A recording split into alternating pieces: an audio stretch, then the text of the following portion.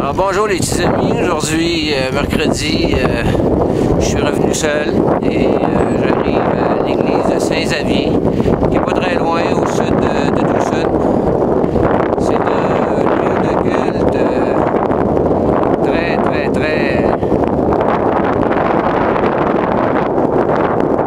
fréquenté, particulièrement par les Latinos, les Indiens. Alors me voilà dans l'église de Saint-Xavier. Comme vous pouvez voir, il y a des gens qui se recueillent à l'avant. Très belle petite église. Comme on peut voir, les dorures à l'autel en avant.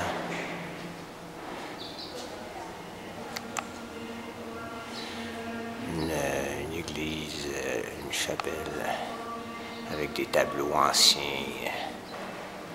Avec un plafond tout en décoration, en peinture. Très joli. Avec la présence de Dieu, bien évidemment. Je vais vérifier, je pense que l'église a été sous la construction des franciscains.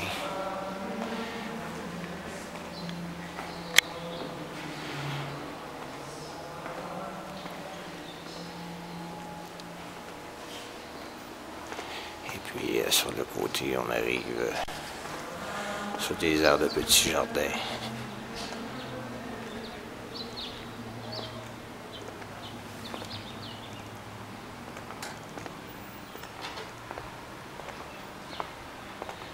Là, je suis à l'extérieur, sur les jardins sur le côté. Si je me souviens bien, ça donne accès à une autre petite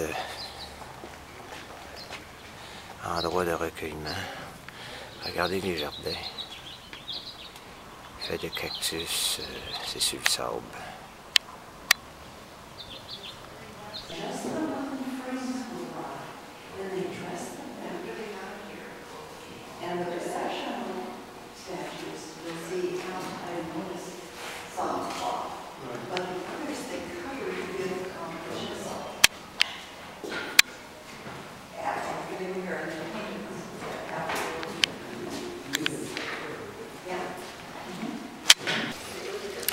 Ils sont à refaire la cour intérieure que je trouvais très belle. Elle l'est encore, avec une belle fontaine. J'imagine que c'était les lieux là, où avaient les chambres, où demeuraient les prêtres. C'est vraiment beau. Il y a vraiment toutes sortes de petits recoins ici, voyez-vous. Il y a une barrière figée là, qui donne accès, probablement sur le deuxième étage de la chapelle. Et puis pour sortir de la cour intérieure, je dois revenir sur un genre de petit corridor très étroit, comme vous pouvez le voir. Il faut que je fasse attention pour descendre les marches. Et qui donne un autre accès là, du musée. Là.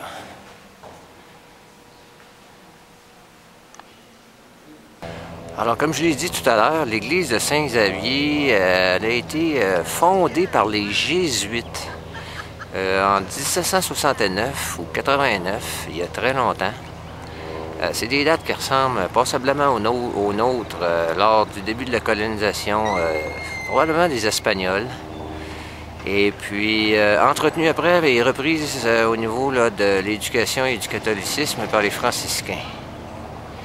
Hein? J'ai appris mon histoire. Il faut comprendre ici qu'on est en banlieue de Tucson et à ces années-là, ici, les gens qui vivaient dans cette région étaient fortement composés de latinos, de gens, bon, est-ce que c'était d'origine espagnole? On est en pays de Geronimo, hein, ici à Tucson, alors je ne voudrais pas me tromper là, de congrégation d'Indiens, des Apaches ou des choses du genre. Mais il faut savoir que il y a beaucoup de visages indiens dans la région où je suis en ce moment. Ici, voici le petit plaza. Le dimanche, les Indiens viennent ici sur cette place vendre leurs produits artisanaux. Ils mettent des toiles par-dessus structure de bambou qu'on voit là. C'est un genre de petit marché public. On voit un peu dans la région là, l'environnement. Le dimanche ici, c'est plein, c'est full. C'est très, très, très touristique. Et l'église est toujours en fonction. La messe est donnée à 2-3 horaires du matin jusqu'à l'heure du midi. C'est un des endroits les plus touristiques de Tucson.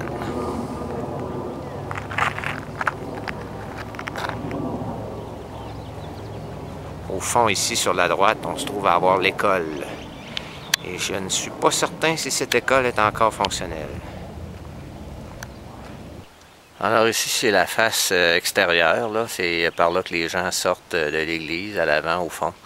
Ainsi que à différentes petites boutiques, ainsi que sur le musée où je suis allé.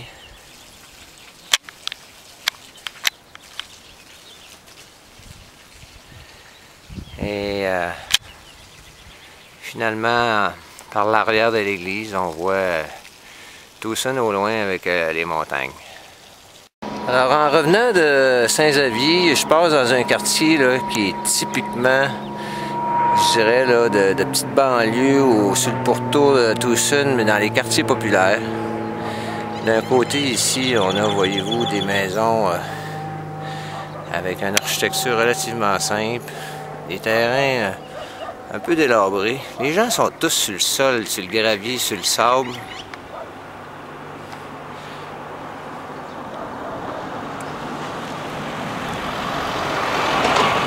Puis, de ce côté-ci, eh bien, voyez-vous, déjà, il y a une différence. C'est bizarre. Les gens de ce côté de ce quartier-là sont comme un peu mieux organisés. Voyez-vous, les murets qui devancent là, et qui protègent leur terrain. Les maisons sont plus jolies. La rue est un peu moins délabrée. Enfin, c'est les quartiers de Tucson.